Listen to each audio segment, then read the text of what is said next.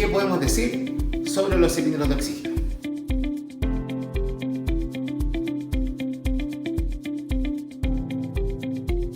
Hoy vamos a hablar sobre esto que tenemos acá, que es una fuente de oxígeno muy utilizado regularmente en los ELIAM, en los hogares de ancianos, como quieran llamarlo, que es un cilindro de oxígeno.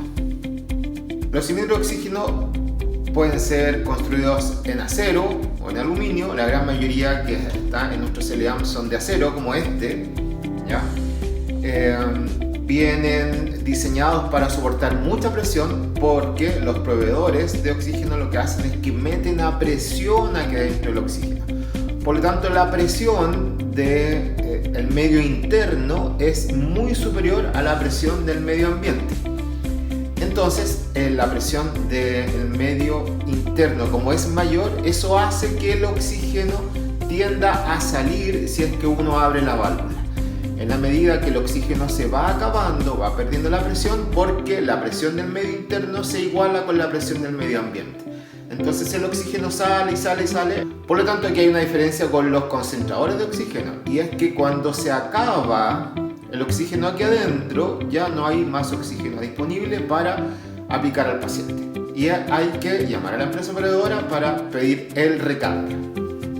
Para ejemplificar el uso, vamos a dividir esto en áreas. Tenemos el área del cilindro, el área de las válvulas y el área del flujómetro, ¿sí? El área del cilindro, ya dijimos varias cosas. Aquí el oxígeno está a presión, ¿ya? La presión es muy superior a la del medio externo, y eso permite que el oxígeno trate de escapar, trate de salir. ¿Y por dónde va a tratar de salir? Por el sector de las válvulas. Vamos a esta área de acá. Esta área de acá nosotros tenemos una válvula principal con una llave principal.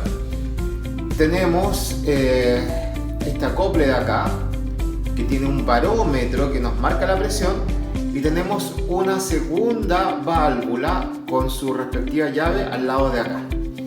Entonces, esta llave de acá, que es una llave que conecta este acople, todo este sector de acá del manómetro con el área de donde está el oxígeno, regularmente está cerrada, ¿sí?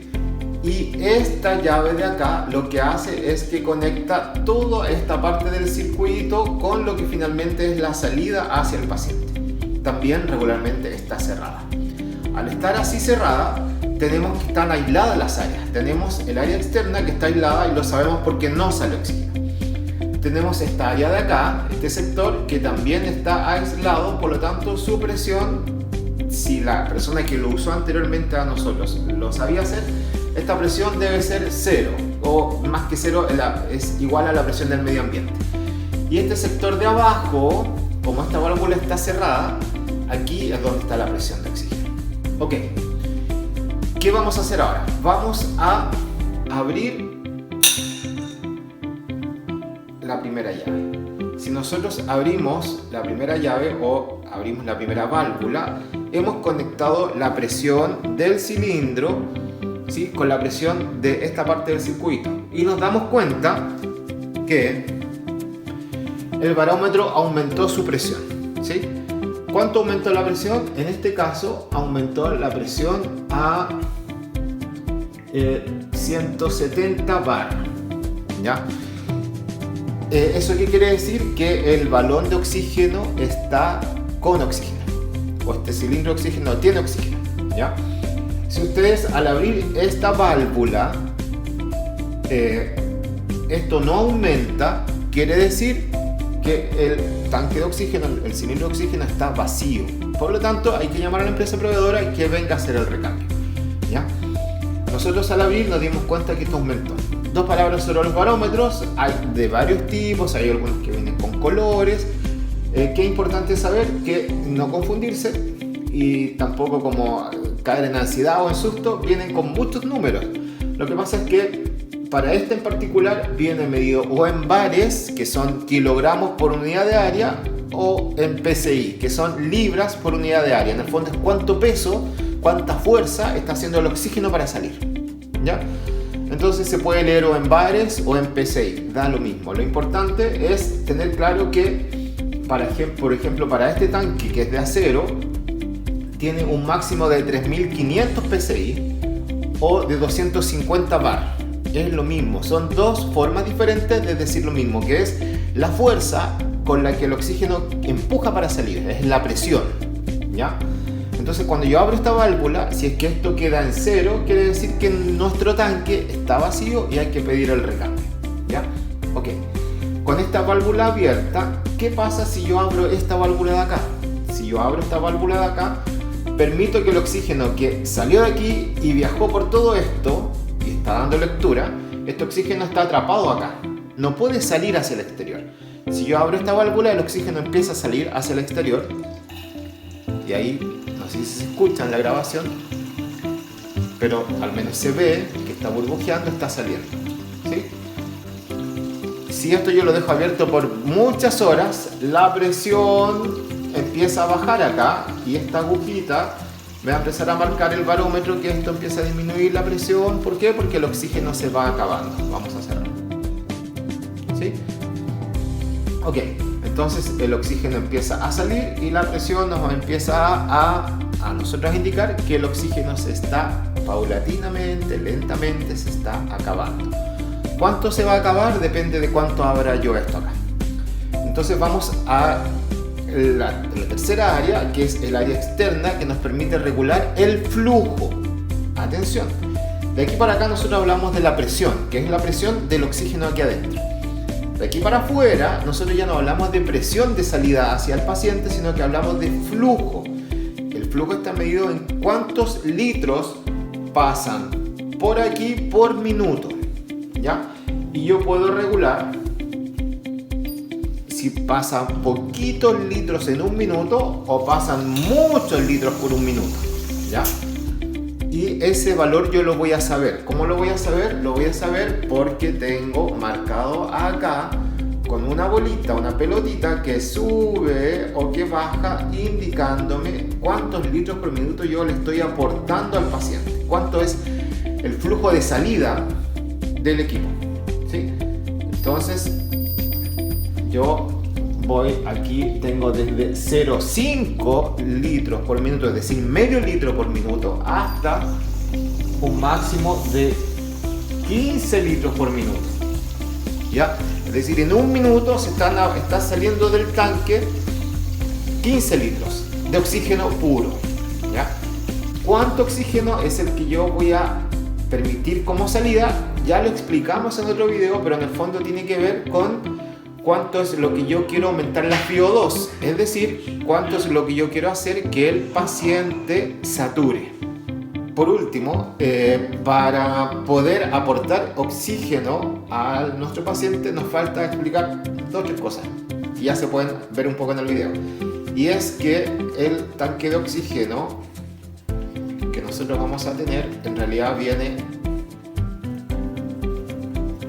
así, ¿sí? Viene de esta forma. Ojo, hay algunos tanques de oxígeno que son portátiles, ¿ya? Esto es un poquito más chico, cambian un poco a veces como la forma de las llaves, pero no se confundan, funcionan todos básicamente igual con estas tres áreas: el área de presurización de oxígeno, el regulador o válvula principal, tenemos el barómetro y la válvula de salida para el flujómetro, ¿ya? Ahora, ¿qué es lo que hay que agregar acá? Tenemos que agregar esto, ¿ya? Que es un recipiente o un frasco humidificador. El frasco humidificador debe tener agua, se recomienda agua destilada o desmineralizada para evitar la acumulación de sales o sarro, si quieren llamarlo así, ¿ya? En el circuito.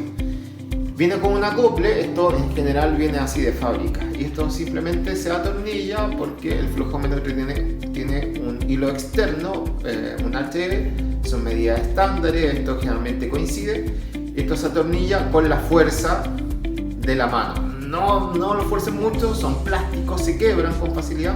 Tiene que quedar bien apretadito, pero con la fuerza de la mano basta.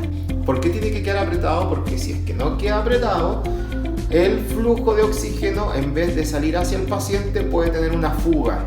Entonces nosotros creemos que estamos aportando, por ejemplo, 6 litros por minuto, pero en realidad no se están aportando al paciente los 6 litros porque un poquitito se está saliendo por acá.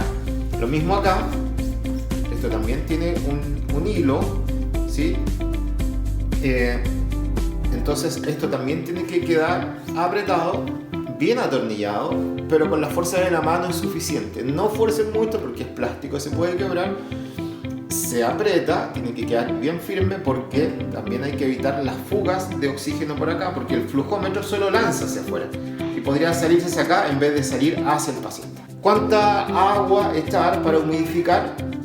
Lo explicamos en otro video, pero recalcar el concepto que tiene que estar más cerca del mínimo que del máximo, porque si está muy saturado de agua acá arriba, si tiene mucha agua, se va a saturar la salida de oxígeno hacia el paciente va a respirar con un ambiente demasiado enriquecido en agua, se va a notar en la cantidad de gotitas que van a quedar en el circuito y el paciente se va a depositar ese exceso de líquido en la nariz, y eso no lo queremos, ¿ya? También hacer esto en seco la mayoría de las veces, a menos que el medio ambiente en el que estemos ya sea muy húmedo, pero regularmente esto tiene que estar con un poco de agua porque el respirar oxígeno a flujos, sobre todo altos, que sea muy seco, puede provocar lesiones en las mucosas. Ahora, como vamos a tener esto con agua cerca del mínimo, nos obliga a constantemente estar revisando el nivel porque obviamente esto se va a ir acabando en la medida que el agua va a ir pasando hacia el circuito del paciente. Frente a la botella humidificadora tenemos una salida, o no frente, en realidad por el lado de la botella humidificadora tenemos esta salida que es donde se acopla, lo vamos a mostrar con una naricera, donde se acopla finalmente a través de una conexión cuál va a ser el elemento directo sobre el cuerpo del paciente, que puede ser o una naricera o bigotera o una máscara, ¿ya? Eso va a depender de cuánto oxígeno queremos aportar al paciente, si es mucho o es menos. Cuando ya terminamos de usar el cilindro de oxígeno y lo queremos guardar para posteriores usos, ¿qué tenemos que hacer? Cerramos la válvula de salida al flujómetro, desconectamos la conexión al paciente y como todo el mundo sabe, esto es desechable, se elimina, no se vuelve a utilizar de nuevo con ningún otro paciente. Después de eso, desconectamos el frasco humidificador de esta manera, ¿sí? Y eliminamos el agua, lavamos el frasco y seco lo guardamos en un lugar previamente determinado para que no se pierda. Y después de eso tenemos que todo este circuito está a presión, ¿cierto? Entonces atención, vamos a cerrar la válvula principal, ¿ya? Para aislar el segmento que está a presión con el oxígeno. Esto está bien cerrado ahora, ¿sí? Y una vez que están aisladas estas dos áreas, vamos a abrir acá. Que vamos a abrir hasta que salga todo el oxígeno que estaba en este segmento, en este sector. Si se fijan, la bolita subió y después claramente bajó porque ya no hay más oxígeno en este segmento y la presión bajó a 0. ¿Ya? ¿Por qué? Porque el barómetro mide la presión de este sector de acá y nosotros al haber cerrado la válvula principal hemos aislado este segmento, ¿ya? Y el oxígeno en estas condiciones lo guardamos. Por último, comentarles que la mayoría de las empresas que proveen oxígeno lo que hacen es que vienen a buscar este balón, ¿sí? Y se lo llevan, pero en ese momento nos dejan otro y así sucesivamente. Entonces es la empresa la que se hace cargo de la mantención de estos equipos, ya que como se acaban de dar cuenta están a presión, tienen cierto riesgo de manipulación, ¿ya?